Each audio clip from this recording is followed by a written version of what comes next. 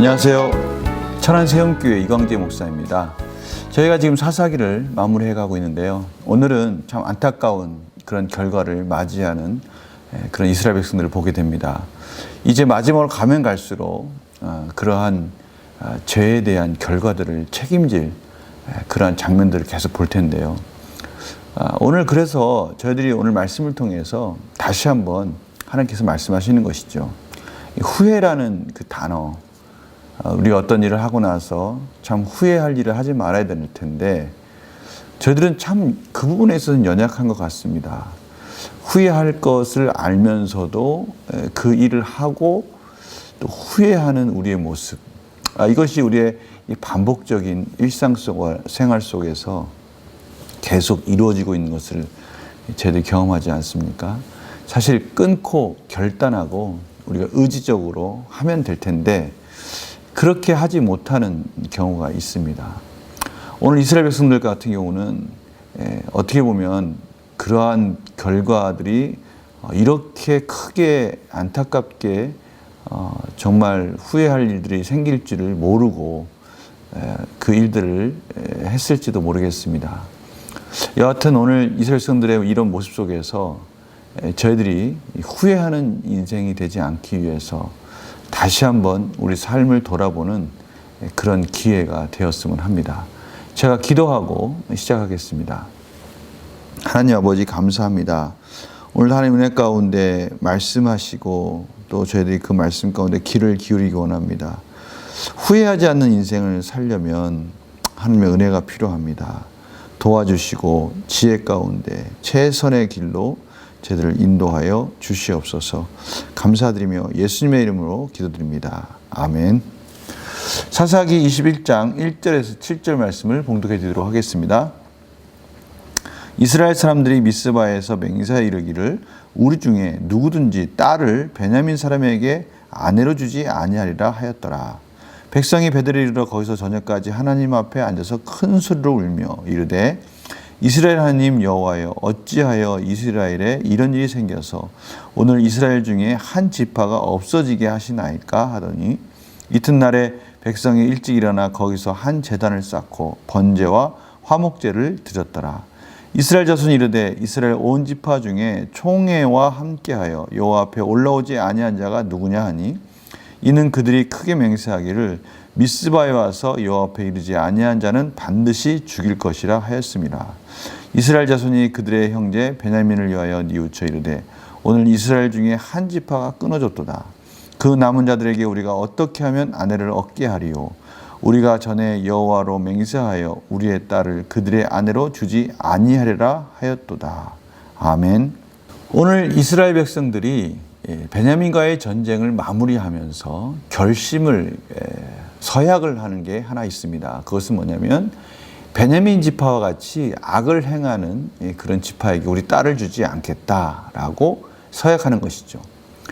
그런데 이 서약이 얼마나 무시무시한 결과로 그것을 또 감당해야 될지 그것을 전혀 깨닫지 못하는 우둔한 서약이라는 것을 그들이 알게 됩니다. 왜냐하면 지금 인구가 참으로 나라의 국력과 또 나라의 존속을 유지하기 위해서는 반드시 국민이 있어야 되고요. 그 인구라는 것이 참 중요합니다. 그래서 지금 전 세계가 그런 인구가 감소하는 것에 대해서 우려하고 있습니다. 어떻게 보면 그 인구의 수가 국력과도 비례할 정도로 중요한 것거든요. 근데 오늘 이 베냐민 지파가 전사를 하고 완전히 진멸되고 저번 주의 말씀에서 600명 정도가 숨어서 피했다고 그러는데요. 그러한 수를 가지고는 지파가 존속하기 어렵다라는 것을 이제 깨닫게 된 것입니다. 그런데요, 이런 서약을 해버렸으니 이제 그 남자들 또 적은 수의 여자들로 인해서 이러한 재생산에 어떻게 보면 출산에 이어지는 그런 일들이 불가능하게 된 것을 알고 지파의 존속이 어렵다라는 것을 알게 되고요. 이스라엘 12지파에서 한 지파가 빠져버리면 그것은 역시 하나님 원하시는 완전한 공동체가 파괴된다는 것을 알고 나서 슬퍼하기 시작합니다. 때늦은 후회죠. 이런 일이 사실 이루어질 줄 몰랐을까요?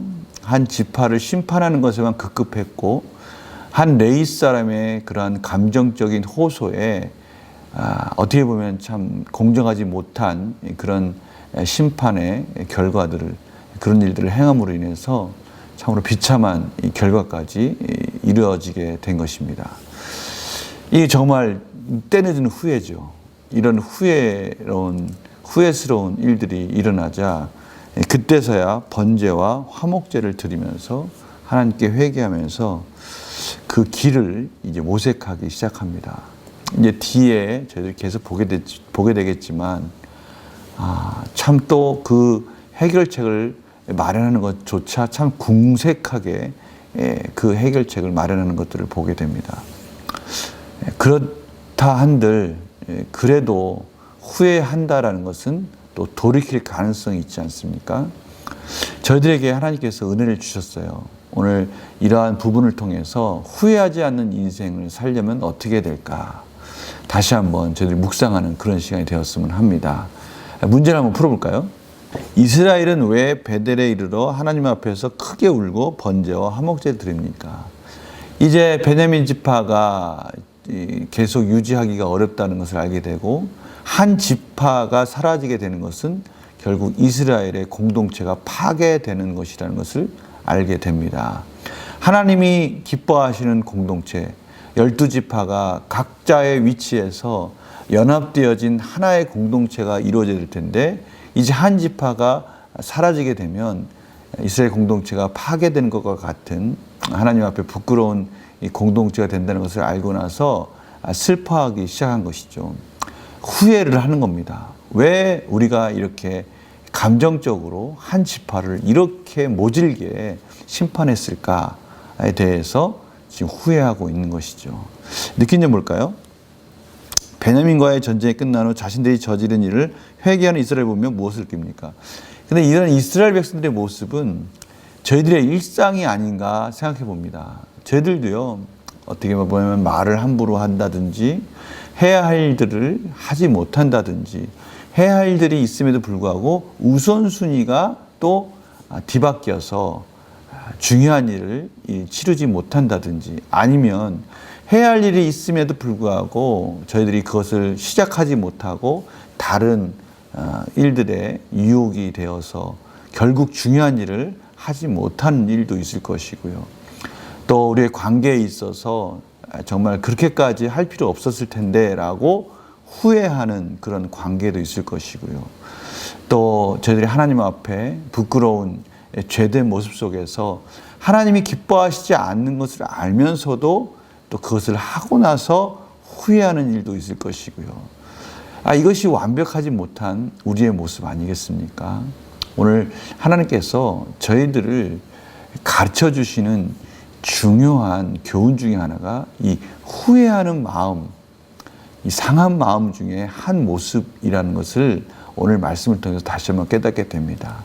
이스라엘 백성들을 하나님께서 이렇게 후회하는 마음 속에 회개하고 번제와 화목제를 드리면서 이렇게 크게 울면서 하나님 앞에 나오게 하시는 이 과정은요, 결국 이스라엘 백성들을 완전히 진멸하시려는 것이 아니라 이스라엘 백성들이 이러한 과정들 속에서 예수 그리스도를 바라보게 하시는 것이고요.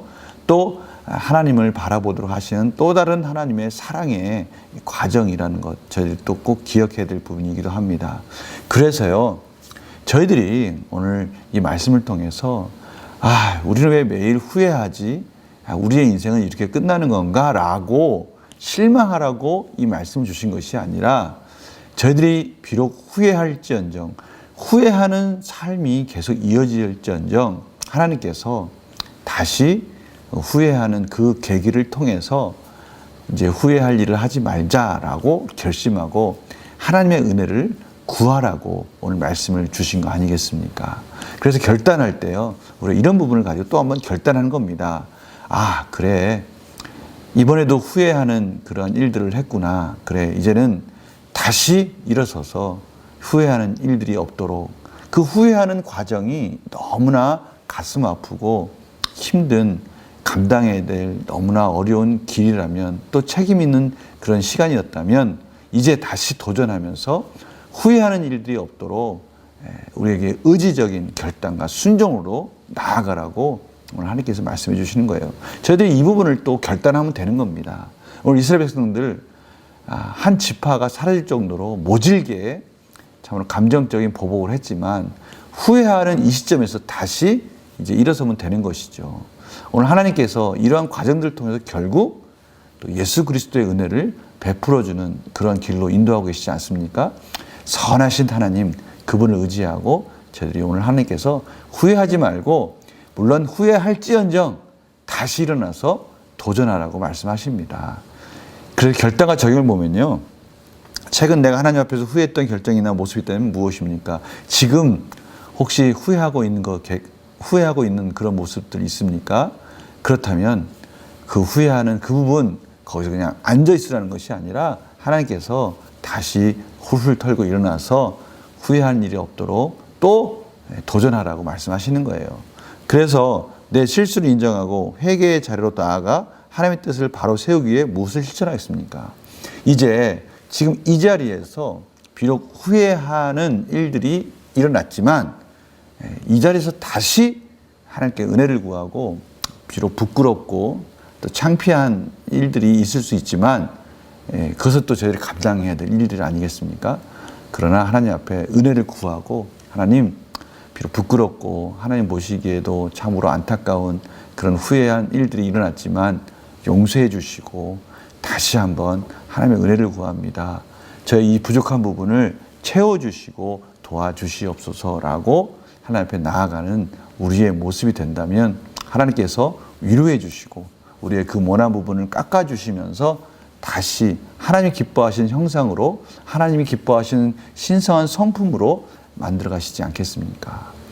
베드로후서 1장 5절에서 7절, 8절에 보면 바로 그 부분이 나와 있는데요. 그 부분에 보면은 맨 처음에 믿음이 시작합니다. 믿음. 첫 단추가 믿음입니다. 바로 하나님의 선하심을 믿는 거예요. 하나님이 우리의 후회하는 일들 속에서도 저희들을 선하게 이끌어 주실 것을 믿고요. 그 믿음에 우리의 정직한 덕의 지식을 또 덕과 지식 가운데 또 절제와 인내를 그 안에 다시 하나님의 경건을 그리고 형제의 우애와 사랑을 통해서 하나님께서 다시 저희들을 만들어가고 계십니다. 이것은요, 저희들이 그것을 가지고 있어서가 아니라 하나님이 이미 저희들에게 그러한 과정들을 통해서 만들어가고 계시는 과정입니다.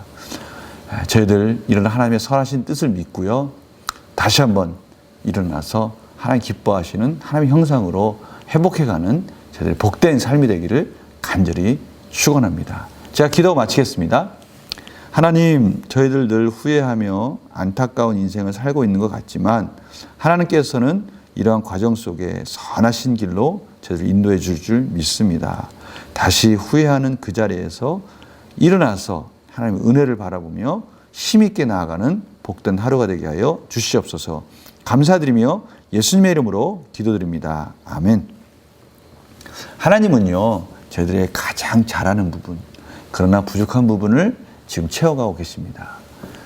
너무나 큰 은혜이죠.